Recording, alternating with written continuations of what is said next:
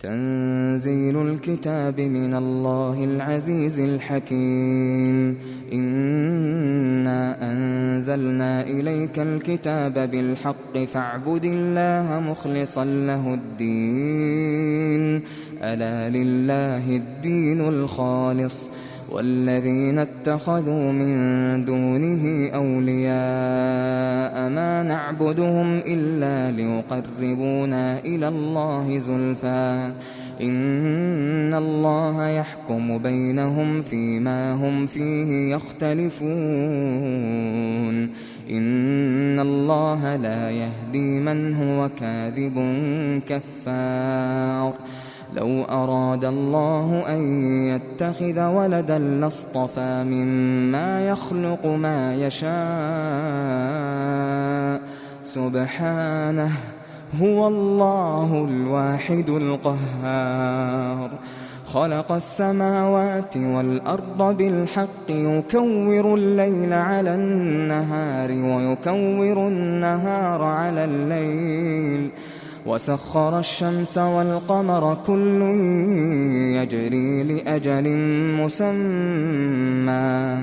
ألا هو العزيز الغفار. خلقكم من نفس واحدة ثم جعل منها زوجها وأنزل لكم من الأنعام 8 أزواج يخلقكم في بطون أمهاتكم خلقا من بعد خلق في ظلمات 3، ذلكم الله ربكم له الملك لا إله إلا هو فأنى تصرفون. إن تكفروا فإن الله غني عنكم ولا يرضى لعباده الكفر، وإن تشكروا يرضه لكم ولا تزر وازرة وزر أخرى، ثم إلى ربكم مرجعكم فينبئكم بما كنتم تعملون، إنه عليم بذات الصدور. وإذا مس الإنسان ضر دعا ربه منيبا إليه، ثم إذا خوله نعمة منه نسي ما كان يدعو إليه من قبل وجعل لله أندادا ليضل عن سبيله. قل تمتع بكفرك قليلا إنك من أصحاب النار. أمن هو قانت آناء الليل ساجدا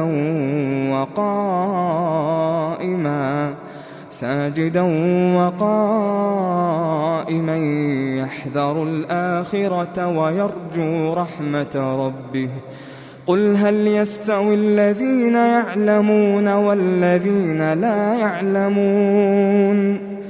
إنما يتذكر أولو الألباب. قل يا عبادي الذين آمنوا اتقوا ربكم للذين أحسنوا في هذه الدنيا حسنة وأرض الله واسعة إنما يوفى الصابرون أجرهم بغير حساب. قل إني أمرت أن أعبد الله مخلصا له الدين وأمرت لأن أكون أول المسلمين. قل إني أخاف إن عصيت ربي عذاب يوم عظيم. قل الله أعبد مخلصا له ديني فاعبدوا ما شئتم من دونه. قل إن الخاسرين الذين خسروا أنفسهم وأهليهم يوم القيامة ألا ذلك هو الخسران المبين. لهم من فوقهم ظلل من النار ومن تحتهم ظلل ذلك يخوف الله به عباده يا عباد فاتقون والذين اجتنبوا الطاغوت أن يعبدوها وأنابوا إلى الله لهم البشرى فبشر عباد الذين يستمعون القول فيتبعون أحسنه أولئك الذين هداهم الله وأولئك هم أولو الألباب أفمن حق عليه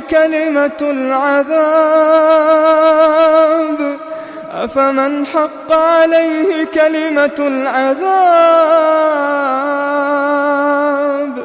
أفأنت تنقذ من في النار لكن الذين اتقوا ربهم لهم غرف من فوقها غرف مبنية تجري من تحتها الأنهار وعد الله لا يخلف الله الميعاد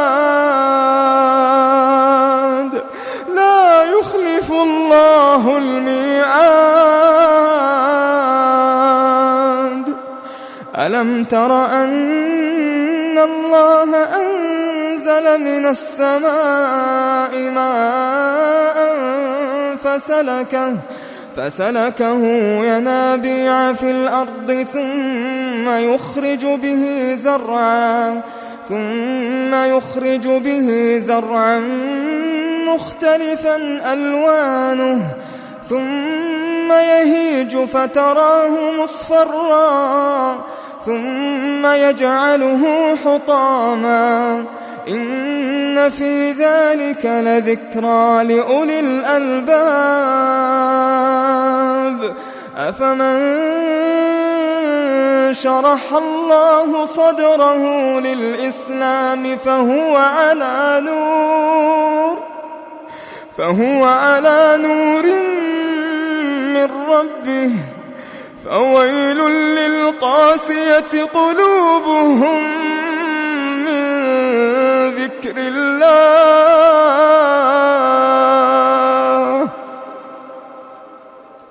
أولئك في ضلال مبين الله نزل أحسن الحديث كتابا متشابها مثانية تقشعر منه جلود الذين يخشون ربهم ثم تلين جلودهم وقلوبهم إلى ذكر الله ذلك هدى الله يهدي به من يشاء ومن يضلل الله فما له من هاد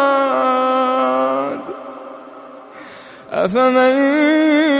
يتقي بوجهه سوء العذاب يوم القيامة وقيل للظالمين ذوقوا ما كنتم تكسبون كذب الذين من قبلهم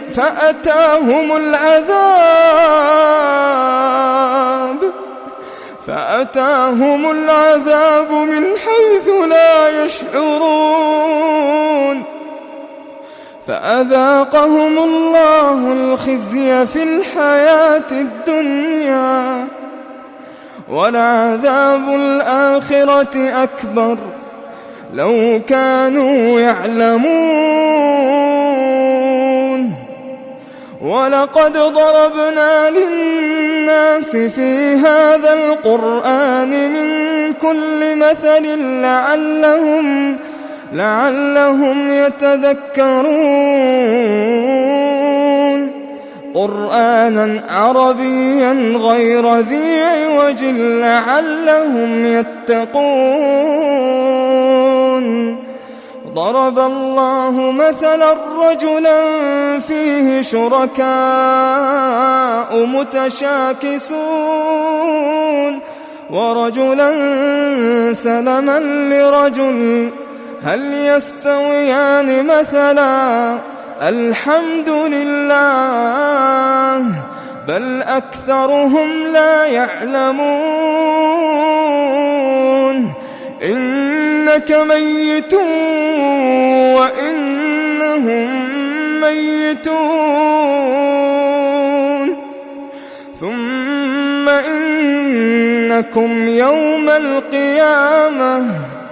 ثم إنكم يوم القيامة عند ربكم تختصمون فمن أظلم ممن كذب على الله وكذب بالصدق إذ جاءه أليس في جهنم مثوى للكافرين والذي جاء بالصدق وصدق به أولئك هم المتقون لهم ما يشاءون عند ربهم ذلك جزاء المحسنين ليكفر الله عنهم أسوأ الذي عملوا ويجزيهم أجرهم بأحسن الذي كانوا يعملون أليس الله بكاف عبده ويخوفونك بالذين من دونه ومن يضلل الله فما له من هاد ومن يهد الله فما له من مضل أليس الله بعزيز ذي انتقام ولئن سألتهم من خلق السماوات والأرض ليقولن الله قل أفرأيتم ما تدعون من دون الله إن أرادني الله بضر هل هن كاشفات ضره أو أرادني برحمة هل هن ممسكات رحمته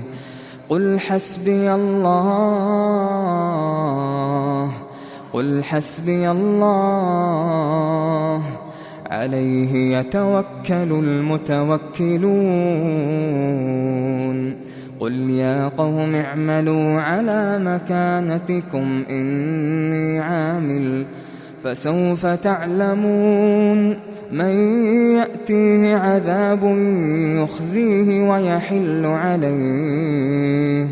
ويحل عليه عذاب مقيم إنا أنزلنا عليك الكتاب للناس بالحق فمن اهتدى فلنفسه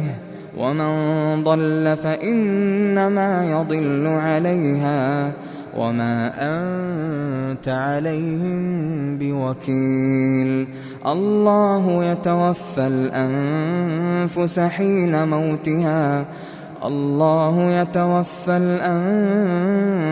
حين موتها والتي لم تمت في منامها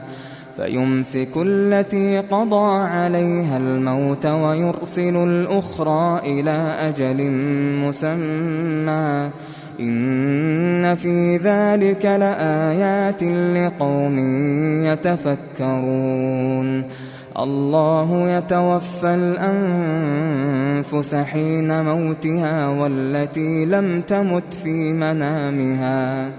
فيمسك التي قضى عليها الموت ويرسل الأخرى إلى أجل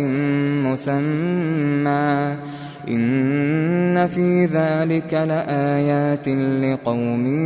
يتفكرون أم اتخذوا من دون الله شفعاء قل أولو كانوا لا يملكون شيئا ولا يعقلون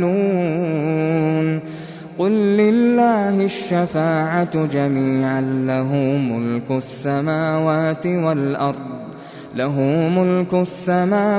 والأرض ثم إليه ترجعون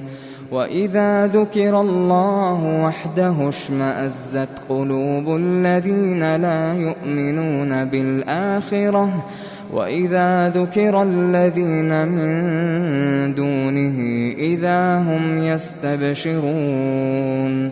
قل اللهم فاطر السماوات والأرض عالم الغيب والشهادة أنت تحكم بين عبادك فيما كانوا فيه يختلفون ولو أن للذين ظلموا ما في الأرض جميعا ومثله معه لافتدوا به من سوء العذاب يوم القيامة وبدا لهم من الله ما لم يكونوا يحتسبون وبدا لهم سيئات ما كسبوا وحاق بهم ما كانوا به يستهزئون فإذا مس الإنسان ضر دعانا ثم إذا خولناه نعمة منا قال إنما أوتيته على علم بل هي فتنة ولكن أكثرهم لا يعلمون قد قالها الذين من قبلهم فما أغنى عنهم ما كانوا يكسبون فأصابهم سيئات ما كسبوا والذين ظلموا من هؤلاء سيصيبهم سيئات ما كسبوا وما هم بمعجزين أولم يعلموا أن الله يبسط الرزق لمن يشاء ويقدر إن في ذلك لآيات لقوم يؤمنون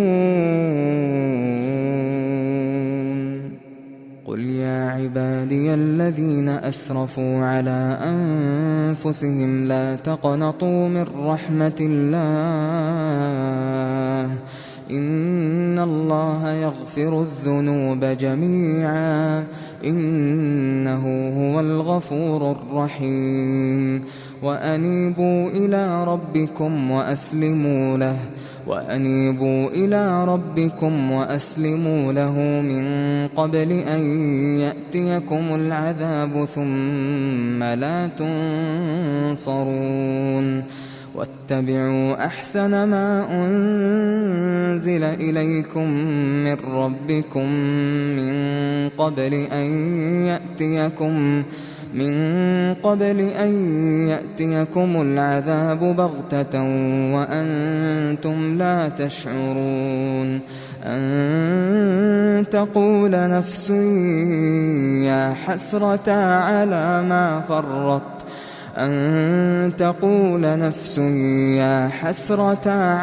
ما فرطت في جنب الله وإن كنت لمن الساخرين أو تقول لو أن الله هداني لكنت من المتقين أو تقول حين ترى العذاب لو أن لي كرة لو أن لي كرة فأكون من المحسنين بلى قد جاءتك آياتي فكذبت بها واستكبرت وكنت من الكافرين ويوم القيامة ترى الذين كذبوا على الله وجوههم مسودة أليس في جهنم مثوى للمتكبرين وينجي الله الذين اتقوا بمفازتهم لا يمسهم السوء ولا هم يحزنون الله خالق كل شيء وهو على كل شيء وكيل له مقاليد السماوات والأرض والذين كفروا بآيات الله أولئك هم الخاسرون قل أفغير الله تأمروني أعبد أيها الجاهلون ولقد أوحي إليك وإلى الذين من قبلك لئن أشركت ليحبطن عملك ولتكونن من الخاسرين بل الله فاعبد وكن من الشاكرين وما قدروا الله حق قدره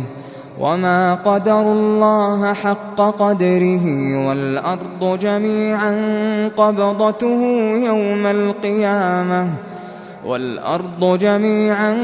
قبضته يوم القيامة والسماوات مطويات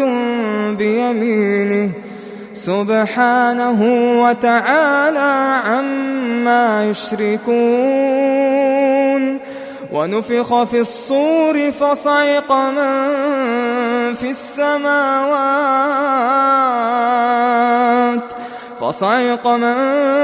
السماوات ومن في الأرض إلا من شاء الله ثم نفخ فيه أخرى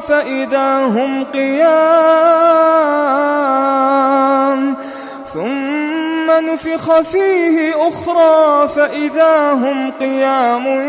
ينظرون وأشرقت الأرض بنور ربها ووضع الكتاب وجيء بالنبيين والشهداء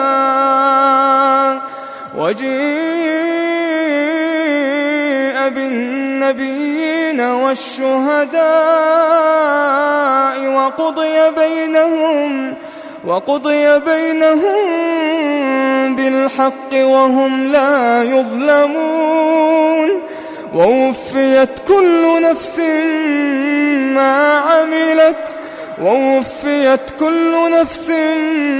عملت وهو أعلم بما يفعلون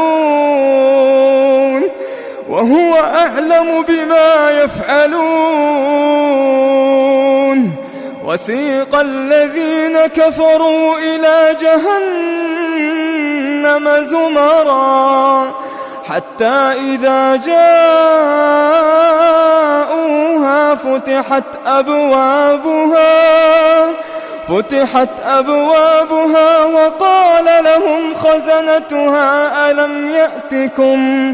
وقال لهم خزنتها ألم يأتكم رسل منكم يتلون عليكم آيات ربكم وينذرونكم لقاء يومكم هذا قالوا بلى ولكن حقت كلمة العذاب على الكافرين قيل ادخلوا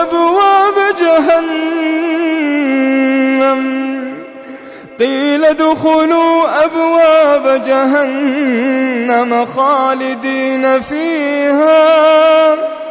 خالدين فيها فبئس مثوى المتكبرين وسيق الذين اتقوا ربهم إلى الجنة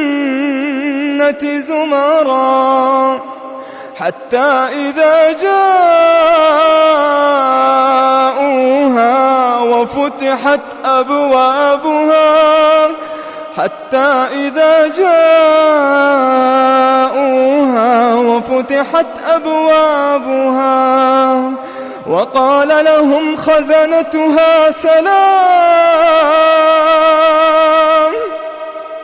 وقال لهم خزنتها سلام عليكم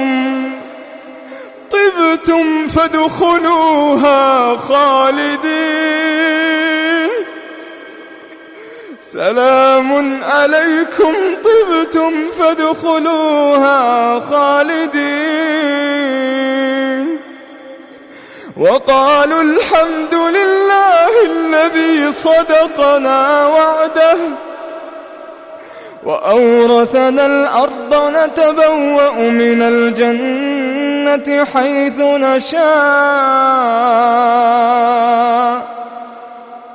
فنعم أجر العاملين وترى الملائكة حافين من حول العرش يسبحون بحمد ربهم